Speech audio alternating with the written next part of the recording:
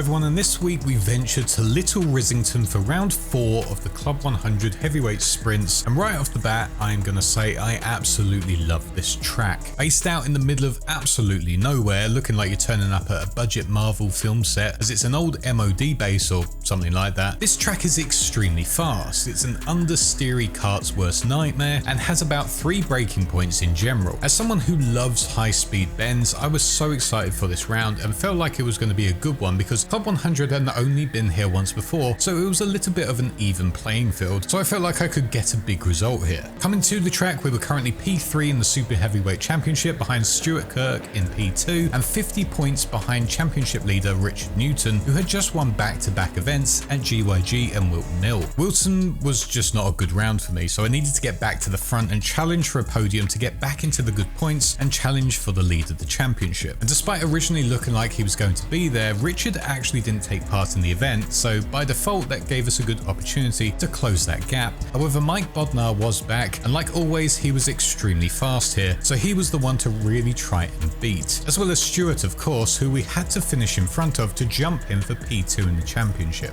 Like always, we had the testing session first, so let's dive into it and talk through the track and what I learned from it, because this was the first time I had driven it, as I mentioned previously.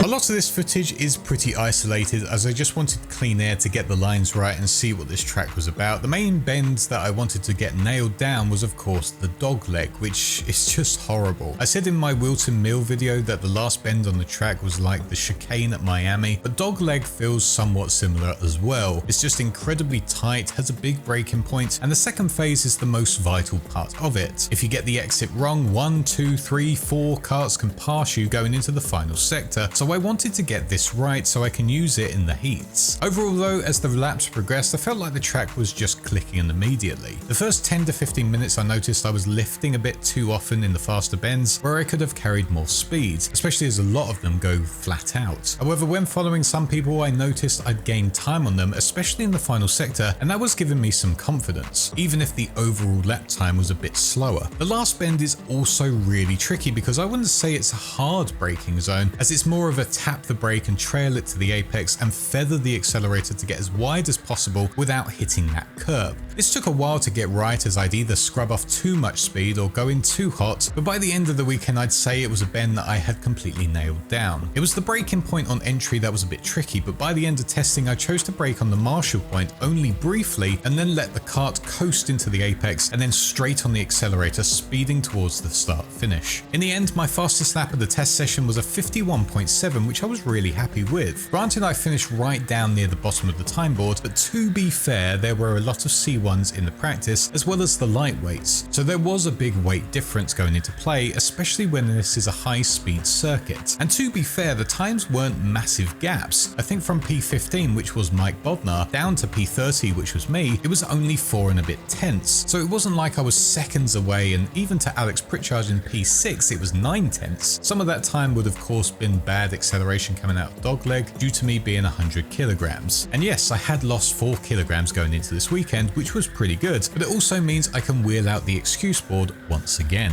Anyways, I felt confident going into the heats with that time. Yes, on paper being P30 looks appalling, but my average speed was 40.8 miles per hour, and that looked pretty good, especially compared to those that were at the top who were sitting at 41.1 miles per hour. Something was working, and with how hard it was to overtake on this track, I felt like I was in for a good shot. So up first was Heat 3, where I would start P4, and hopefully I could finally convert this into my first top 10 finish of a sprint weekend and get those vital points on the board.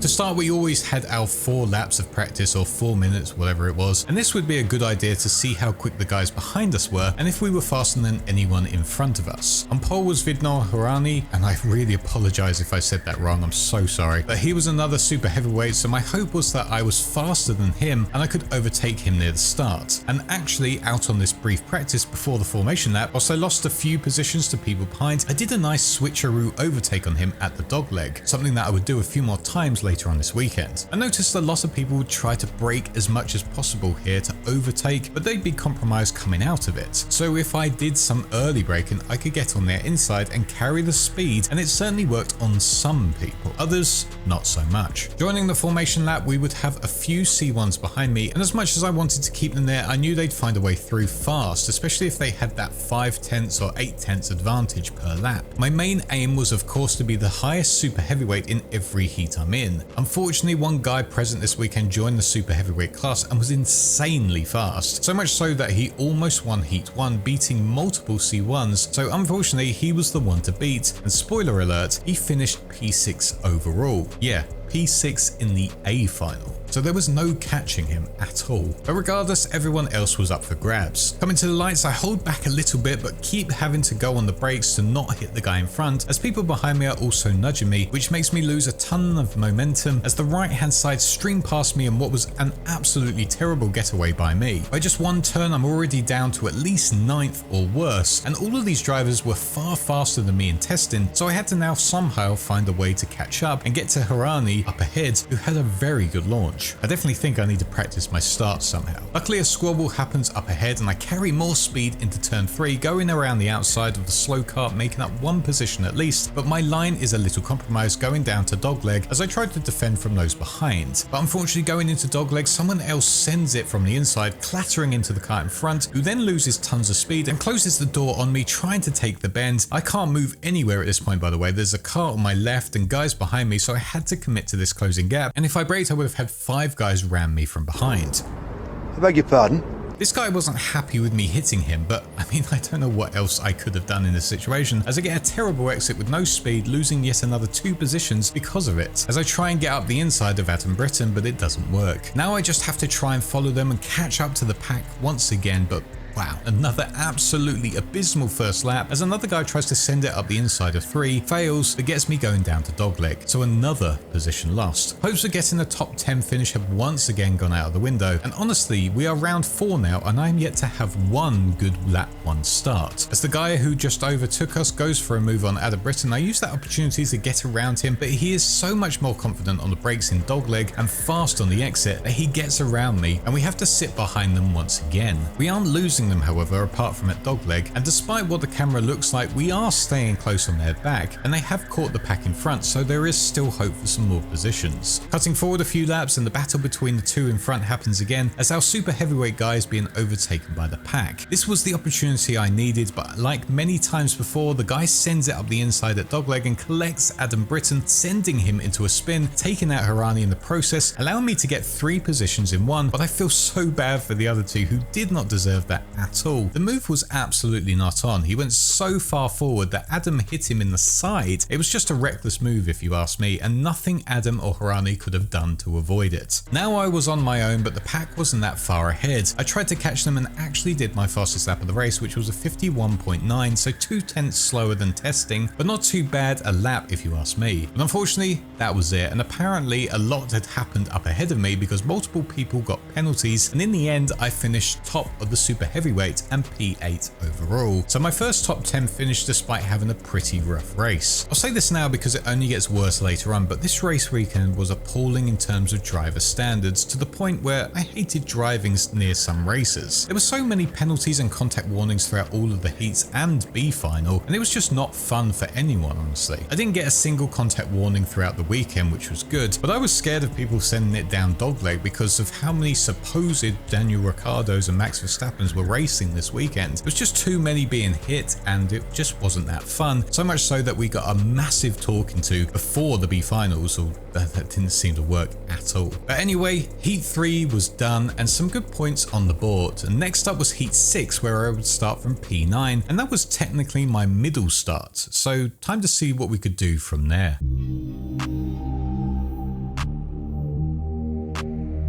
Starting P9, we had Anwar right next to me on the grid, and the plan, like always when next to a top championship guy, was to try and follow him as much as possible and try and be there for when they make an overtake in front of us so we can slip through as well. We also had Mike Bodnar in front of us, so the plan was to also finish in front of him. If I did that, it would have been a good result. Coming up to the line, however, we get another abysmal start as the kart's acceleration just did not kick in at all, leaving me and Woodsy in front of us to lose a ton of positions as the left-hand side sped past us. Having the inside line seemed to help, however, as Mike Bodnar collides with another kart and is sent off to the left side, allowing us through and gaining 2 positions, although a C1 goes past us immediately into turn 3. Going down to dogleg, I missed the braking point a little and tap the back of the guy in front, get a bad exit, and then get tapped from behind, killing all momentum as multiple karts come through. And then going onto the main straight, yet another kart goes through, so yet again, another absolutely appalling lap 1. But there's multiple battles happening up ahead at dogleg as I try to make the most of it with Hicklin here, another super heavyweight who started on pole. But I can't get past him for this lap anyway, as I try battling it out with the white suit guy ahead. Sticking with the pack, I lose a bit of time going into dogleg once again, which gives Mike a nice run down on me. But as we go side by side into the right hander, Mike forces me wide onto this horrible curb, which launches me into the air and ruins my ribs completely. They still hurt to this day on recording of this.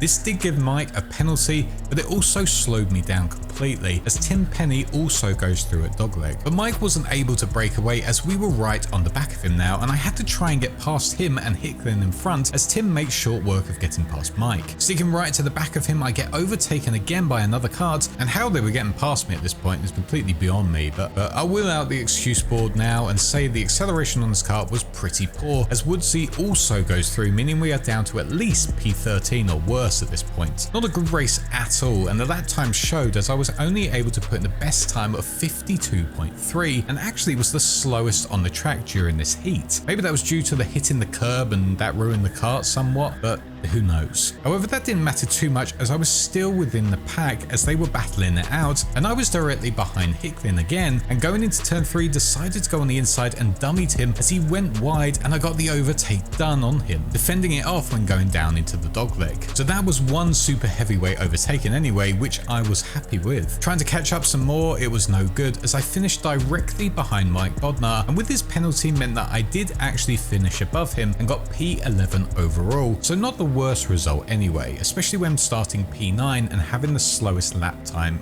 on the whole grid. It was a really messy race, and of course wouldn't have actually finished P11 if it wasn't for the penalties once again, but it is what it is, and I'll take a P8 and P11 result for now. It's not too bad points for the championship, especially as I had beat Stuart Kirk as well, who was also in this race, just started behind us. Next up was Heat 9, and it was time for my back of the grid start, which weirdly I started P10, so not exactly the back, and only one different from the race just been, but now starting on the bad part of the track, and I was hopeful for another good result to help with my placement for the B final, which I was no doubt going to be a part of.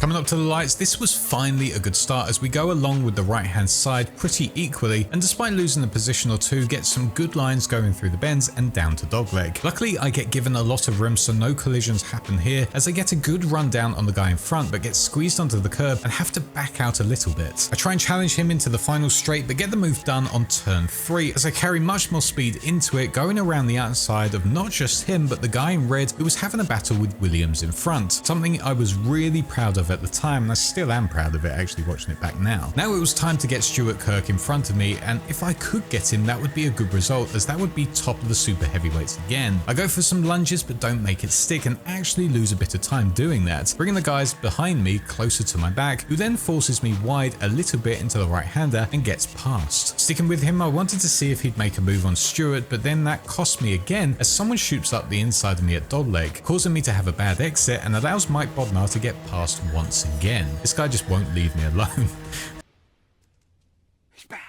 But following Mike, he gets a mega launch on Stuart, and I try to follow him through, but it doesn't work out until turn 4, where I make a big lunge on him and get past him in a move that was a bit touch and go, but he gave me space, and as I defend from him in dogleg, Anwar is able to go through, which shocked me to see him so far down by this point in the race. Now I had to catch up to Mike, however, and hopefully I could follow Anwar's lines to get him, and actually for part of a lap I stuck pretty close to him. Eventually a few laps later, Anwar gets past Mike, and this actually helps me catch up to the back of him as well. Thinking I could get a good exit on dogleg and make the move there, it did not work, but it did seem I was of a similar pace to him, if not a bit faster, as I clocked a 51.9 and he did a 52.0, so that was good to see. But for multiple laps I try and find a way around, but it's no good, and when the final lap board came out I knew I had to try somewhere, and the final sector after dogleg was the best place to do it. Getting a good launch out of it, I get a good run on him and late brake into the final bend, but that compromises my exit speed, and immediately Mike gets the better of me as he re-overtakes me and finishes just ahead of me, which was a real shame, but I absolutely loved the battle, and if that move had worked out I'd have been over the moon. Oh, so close. Yeah,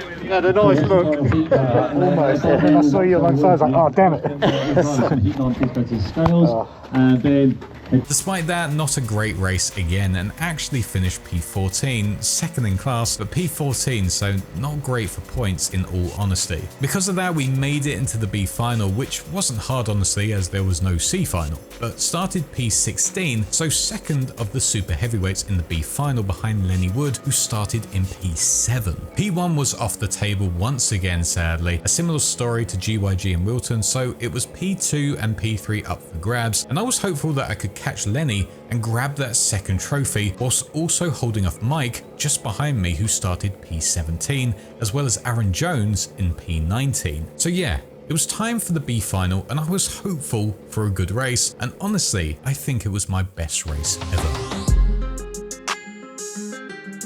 Coming up to the lights is a very bizarre start, as P2 is miles ahead of everyone, causing us to all be a bit confused and slow right down. But luckily for me, the kart was an absolute rocket. It was a McLaren 2025 car and had fantastic acceleration, which massively helped me on the start. But I get a little nudge and forced wide and lost a few positions, and then suddenly when going into turn 4 got squeezed and a guy got spun because of it. I didn't get a penalty luckily, but it was a bit annoying. But I continue on going into dogleg and get a great exit on the two karts in front of me and make the move on both of them going up the hill, but only successfully do it on one of them as I'm squeezed on the curb once again. Finishing the lap, it was a messy lap 1, but a pretty good one as I made up a few good positions and Lenny was actually in sight up ahead. I just had to keep at this pace and maybe we could catch him quickly. On lap 2, however, Lenny goes on to make an error at dogleg and goes massively wide, allowing both in front of me to go through, meaning I was now directly on his back, and all I had to do was just get past, and that would be P2 in class. I try and make the move on the final bend but don't have enough speed, but I know the overtake is coming. I just had to pick my point as another guy makes a mistake, allowing me through as I follow Lenny down to dogleg, who then overcooks the brakes a little, gets a bad exit as I put my foot down and power past him on the inside going up the hill. That's it, P2 on the road, and I had the pace to challenge the guy in front of me to try and grab as many points as possible. Cutting forward a few laps and we find ourselves at the back of the guy in front, as we are also closing on the pack, who a few laps ago were miles ahead of us. Coming out of turn 4, which I felt really good about now, I get a great run on down to dogleg and go to dummy him as he goes a bit too hard on the brakes, shoots a bit wide and compromises his exit once again, allowing me to power on past going up the hill, another move done by just being early on the brakes and fast out on the exit. Now I just wanted to catch the pack ahead of us, which is actually the top 10 at this point, as I watch a few of them lock up into dogleg. Reaching the back of them thanks to their battling, I was actually matching their pace and sometimes was faster than them. I just had to look for an opportunity to pass them. I lose a bit of pace a few laps later, however, but there's a nice gap behind me, so I don't really have to worry too much. But as they are squabbling up ahead of me, I knew there would be an opportunity at some point, and that came when going into turn 4 once again, as two guys battle it out, sending each other wide and massively slowing down one of them, helping me gain another position in this final and getting a good run down on Pike in front of me, but no overtake could be made. Amazingly, during all of this, I was able to set a fastest lap of 51.5, which was my fastest of the weekend, and had an average speed of 41.45 miles per hour, showing that I had gotten used to the high-speed bends and was carrying far more speed into them and out of them. And as the checkered flag fell, I was able to finish a really decent P5 in the B final, just one position away from going into the A final, which would have been absolutely insane as I've never made an A final before. As for class, I was able to get P2 and was 8 positions higher than P3 as Lenny Wood finished P13, Aaron Jones P18 and Stuart Kirk P19, meaning I gained a total of 150 points for the full weekend and pulled to the top of the Super Heavyweight Championship by 29 points, with second place being Stuart Kirk now. In all of my time karting, when I started at 8 years old and up until 16 and I had a break, I had never been leading a championship, and honestly, this was just mind-blowing to see. When I did it as a kid, my best ever finish in the championship was P5, and in British Schools Championship I got P2, but never had I led a championship. So now going into Rye House, I need to keep up that momentum to try and keep my lead, and with me doing every round, all I needed was to be consistent, and then I could just drop my 2 worst rounds, which at the moment would be Wilton finishing P5 in class. Also, a major shout out to my friend Tom Edwards, who had a fantastic weekend, finishing P2 in the B final and narrowly missing out on the win, having a great battle with Tim Penny, both keeping it extremely clean and was fun to watch, albeit from very far back. But nice to know there was good, fast drivers out there who could race without smacking into one another. But overall, what a weekend and what a buzz. I wish this would have been my first super heavyweight win, but I'll take P2 any day of the week. I was so happy with how it went, especially the final, pulling off some good overtakes, and hopefully I can bring that confidence into Rye House soon. But yeah, that was round 4.